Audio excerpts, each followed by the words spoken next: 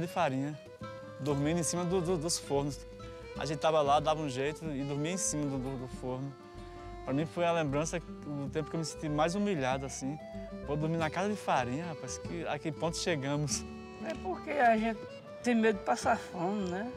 Talvez o salário não dá e tem que passar fome. Fome ninguém aguenta.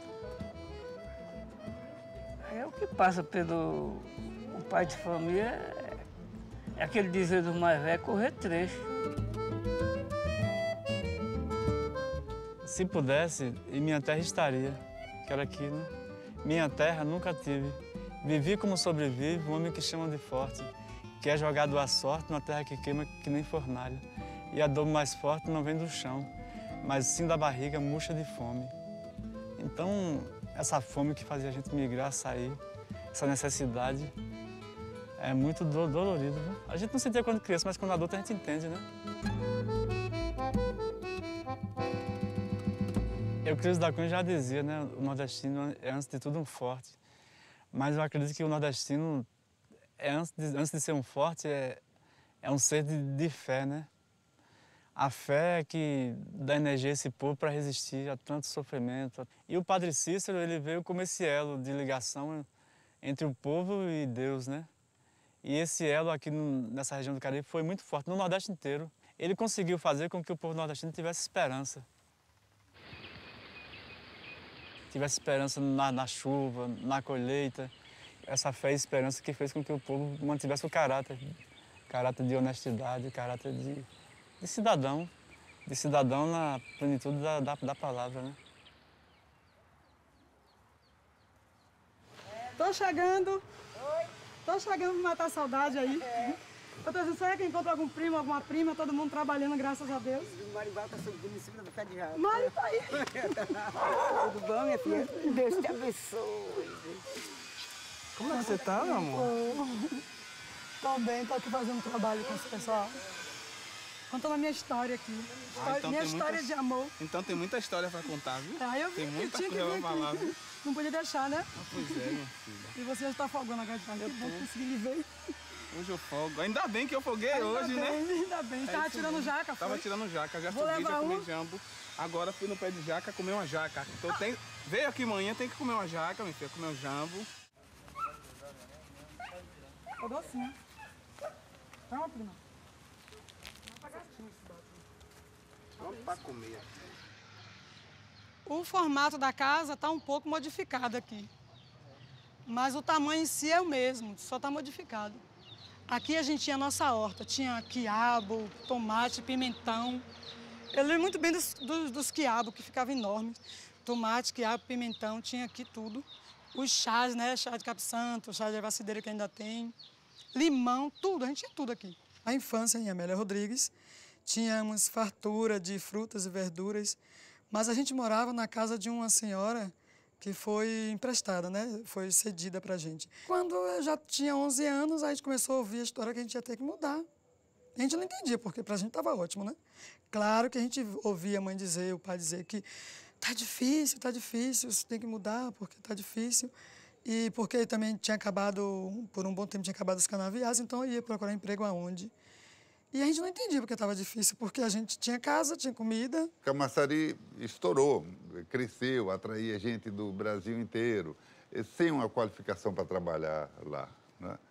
Isso gerou um problema para Camaçari, porque aumentou a demanda por serviços públicos na área da educação, na área de saúde, na área de segurança. E a receita dos impostos não era suficiente para atender a todas as necessidades, como não é até hoje.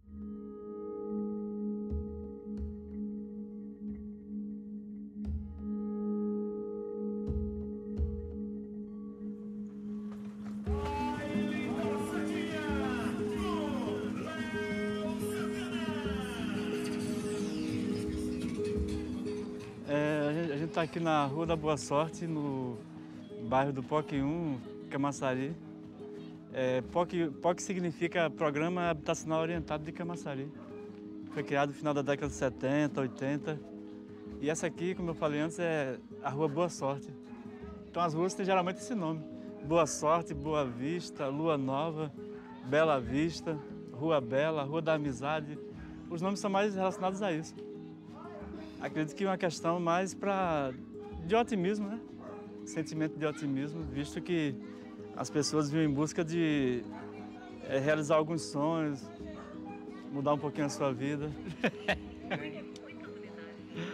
E aí, tá disposto mesmo a contar algumas histórias pra gente aí?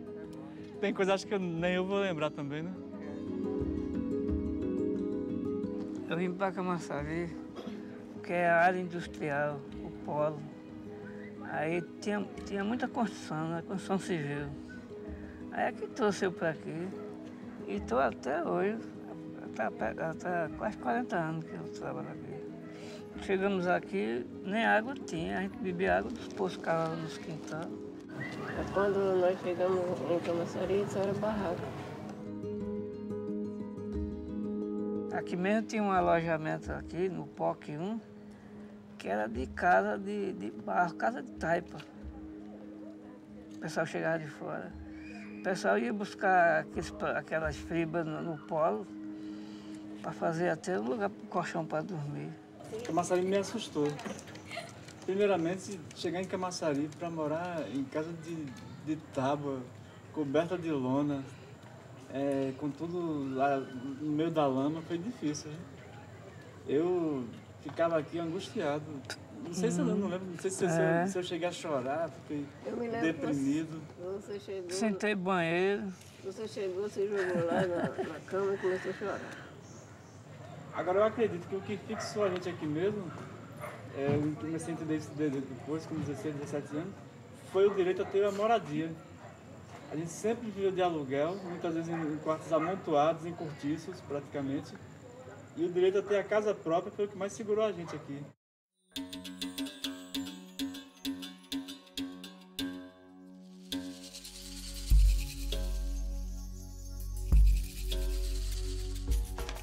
Como é que tá tu? Bem. Aqui é a casa de Ivaneide. Neide, era só a casa dos meus pais e a casa que eu morei até me casar, até aqui. Até aqui.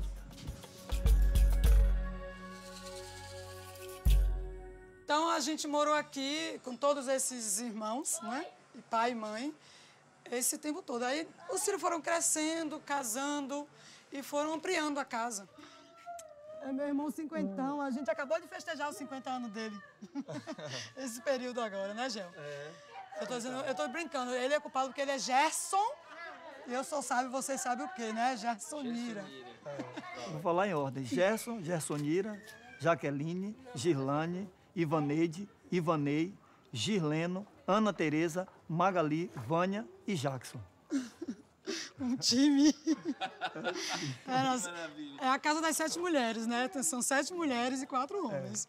Quando nós mudamos para aqui, a casa era 6x3 e era no chão, não tinha nem cimento, era pó, era no barro mesmo, entendeu? Não tínhamos banheiro, não tínhamos nada. Então eu tinha que acordar antes de 6 horas, que eu tinha que ir no rio pegar água antes de alguém tomar banho, que era essa água que a gente bebia. Então a gente ia no minadouro, lá onde saía água, dentro do mato. E 6 da manhã já tinha eu e outras pessoas, um bocado de gente pegando, que era a de beber. Aí eu enchia tudo de beber. Pronto, aí agora... Não, mas no caso a gente carregava para casa, mas você tinha outra coisa. Eu trabalhava... Distribuía água, eu tinha um animal, uma jumenta, e tinha 4 barris, e eu abastecia em muitas casas pessoas aqui, que não podiam me carregar. entendeu? E eu ajudava meu pai a pagar a conta aqui numa... que até hoje tem essa venda, até ela estava lá de junto da venda agora. Foi, ela estava comprando. Ela Foi tá na com a padaria gente. de junto. Eu pagava essa conta de seu Clóvis com a água que eu botava com o animal. Nós tínhamos expectativa de meu pai se empregar, tinha uma promessa de trabalhar em indústria. E de ter a casa própria. E ter a casa própria. Então, não foi tão como a gente pensou que era, né, Samir?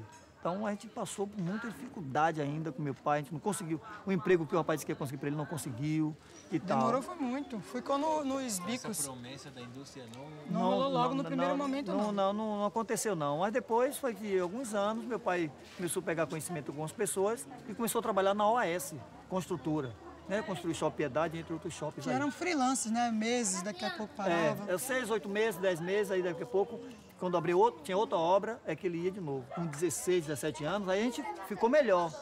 Porque a gente pegou amizade com o pessoal da Igreja Católica, então a gente começava a pegou muitas amizades com outros jovens, outros adolescentes. Então Tinha a as gente começou, missões. né? Então a gente passeava, tinha passeio para praia.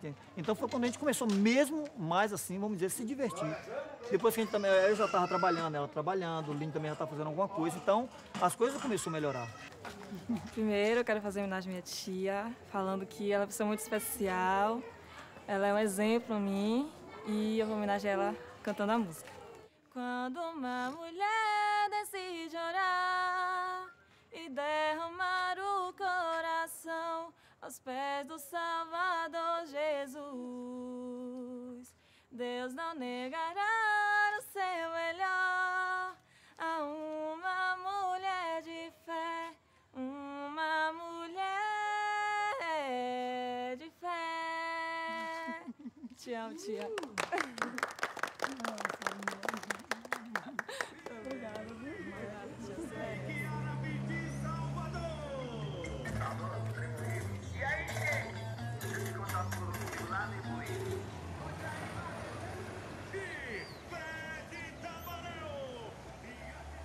Então, nesse período, a gente, os irmãos, eu e meus irmãos, a gente só estudava praticamente. Uma vez ou outra que surgia alguma coisa para fazer, o irmão vendia um picolé, ia para a feira com carrinho de mão. O meu pai falou, né, de certa forma, que eu deveria me preocupar em estudar dessa vez. Me preocupa, não sei se ele previa que estudando tivesse alguma condição de ocupar algum cargo, alguma função que não fosse na construção civil no polo petroquímico. Então ele me incentivou a estudar. Mas assim, o que é que a gente tinha em mente? Completou 18 anos, a gente tem que começar a trabalhar, tem que ter, né, o seu próprio sustento. Foi o período que começaram a construir aqui um supermercado. Seria o maior supermercado da região, né? Chamado Unimar.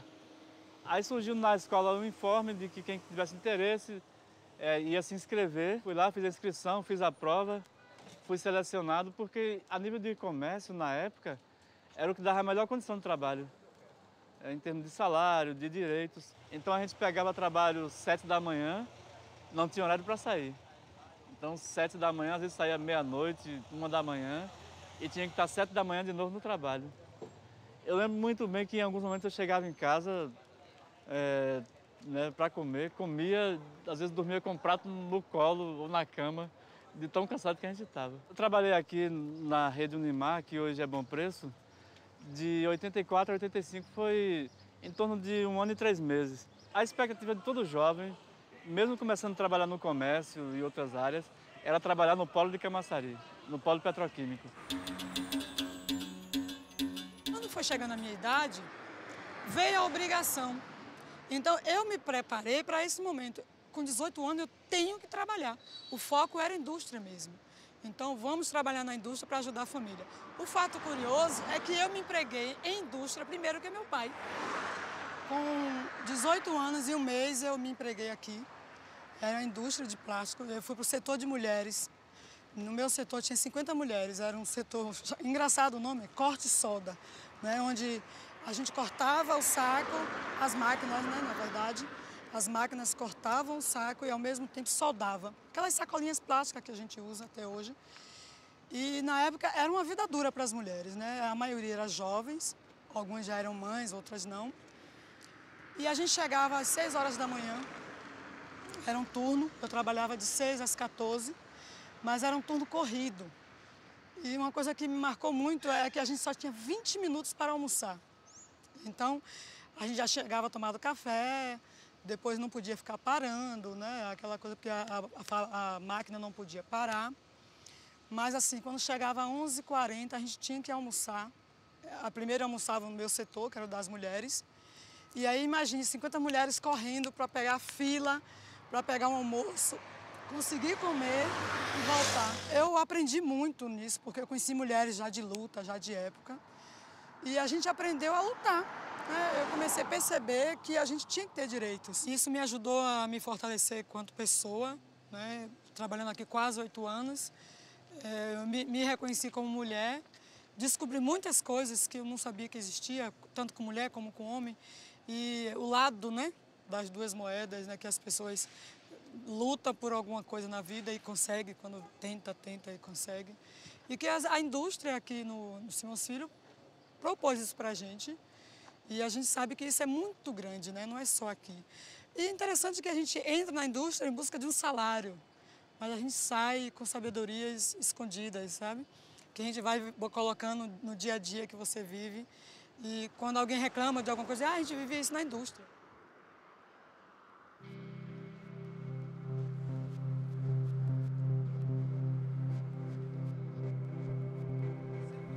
É como se a gente voltasse, chegasse agora e de repente o tempo não tivesse passado. Volta tudo à mente da gente, os procedimentos de portaria, né, de entrar, bater o cartão, de se dirigir ao vestiário, trocar a roupa e aí se dirigir para o setor de trabalho. Porque a estrutura da fábrica, assim, nesse período não mudou nada. Eu lembro que eu saí daqui, da última vez foi em 97, por aí. E no início foi empolgante, porque você chega, vê, você adquire o plano de saúde, você tem uma conta no banco, e na década de 90 não era muito comum as pessoas terem conta em banco, né?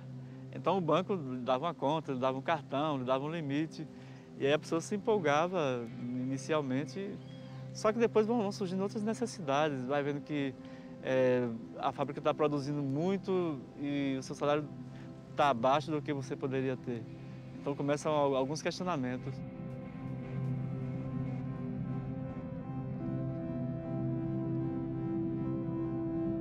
Best-seller dos tempos atuais é o velho filme do Charlie Chaplin, Tempos Modernos, né? Que o cara inventava uma máquina para que o cara não pudesse nem sair da máquina para fazer suas necessidades no meio. E aqui a gente não passa de coisas semelhantes. Como a gente participava do movimento de igreja, a base era o Evangelho, né? O Evangelho de Jesus Cristo, só que numa ótica de libertação. Então a gente tinha o mote de dizer que Jesus foi revolucionário e que ele enfrentou o sistema da época, que era o Império Romano. Então ele se colocou contra o Império Romano naquele período. Então se Jesus se colocou contra o Império Romano, aquilo era contra a exploração do homem pelo homem.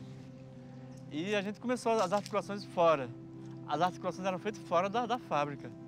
Então a gente se reunia em comissões, em grupos, muitas vezes em lugares esmos, para não sermos descobertos, para articular dentro da fábrica. Então cada turno criou seus articuladores de mobilização. Aí chegou o grande dia, tem uma grande